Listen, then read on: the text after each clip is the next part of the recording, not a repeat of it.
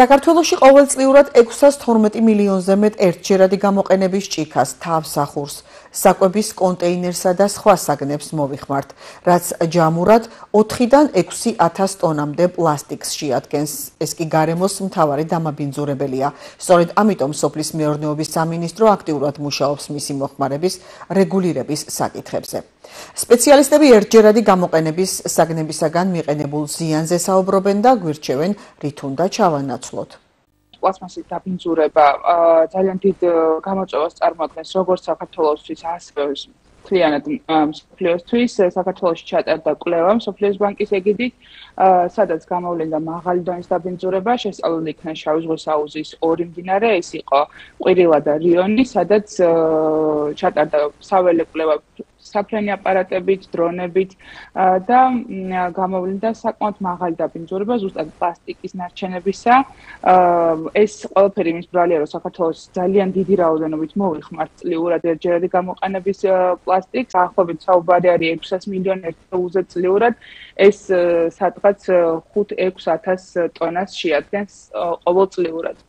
გარდა ამისა, რომ მოვიხმართ, ასევე გარემოს დაბინძურებაც ხდება და ასე, რა თქმა უნდა, დიდი საფრთხე ექნება ჩვენს ეკოლოგიას, ასევე წყლის აკვაკულტურას და სასურსათო ჯაჭვს მთლიანად, იმიტომ რომ ბინძურდება როგორც ნიადაგი, ასევე წყალი, ჰაერი და ეს მთლიანად ქმნის სახიფათო ციკლს. UNDP-მ ჩაატარა კვლევა გაეროს განვითარების პროგრამამ საქართველოში, თუ როგორ შეიძლება იქნეს ჩანაცვლებული პლასმასის ჭურჭელი, კონტეინერები და ერთჯერადი გამოყენების პლასტიკის ჭურჭელი საქართველოში რა ალტერნატივები შეიძლება იყოს და გამოვლინდა, რომ საკმაოდ ხელმისაწვდომი და ეკომეგობრული, გარემოზე ნაკლები ზიანის მიუყენებელი და ადამიანის ჯანმრთელობისთვის უსაფრთხო ალტერნატივები გვაქვს. ეს შეიძლება იყოს ქაღალდი, მუყაო, ბიოქაღალდი, რომელიც არის მსუბუქი, არის ერთჯერადი ალტერნატივა, ასე ვთქვათ, ერთჯერადი გამოყენების პლასტიკის ძალიან კარგი ალტერნატივა და ამავდროულად უკეთ იშლება გარემოში.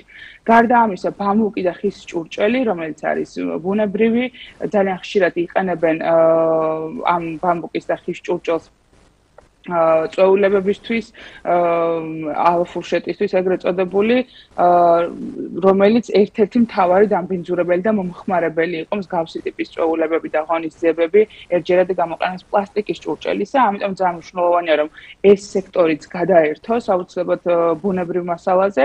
ეს შეიძლება აგრეთვე იყოს კომპოსტირებადი სხვა ნებისმიერი ხის წარმოების პროდუქტი, ასევე შუშა, რა თქმა უნდა, მით უმეტეს ჩვენ შესაძლებლობა გვაქვს, რომ მრავალჯერადად გამოვიყენოთ და ზოგადად უმჯობესია, რომ პლასტიკის მრავალჯერადი გამოყენების კონტეინერიც და ჭურჭელიც ჩავანაცვლოთ მეტად ბუნებრივი ალტერნატივით, როგორც არის მაგალითად შუშა, რომელიც არის ქიმიურად ინერტული, მას არ ახასიათებს სურსათში არანაირი ბალანტირების მიგრაცია, ასევე არ რეაგირებს მჟავე და ტუტე გარემოზე, არის გამძლე, შესაძლოა მრავალჯერადად იქნეს გამოყენებული მისი სწორი გამოყენების პრაქტიკის შემთხვევაში. სწორი გამოყენება გულისხმობს, რომ მას არ უნდა ქონდეს მიკრობზარები, ხშირად დავარდნის შემთხვევაში შეიძლება გაუჩნდეს მიკრობზარები უშუალოდ შუშის კონტეინერს, აგრეთვე ცხელიდან ცივ ტემპერატურაზე მკვეთრი ცვლილება არ უნდა მოხდეს.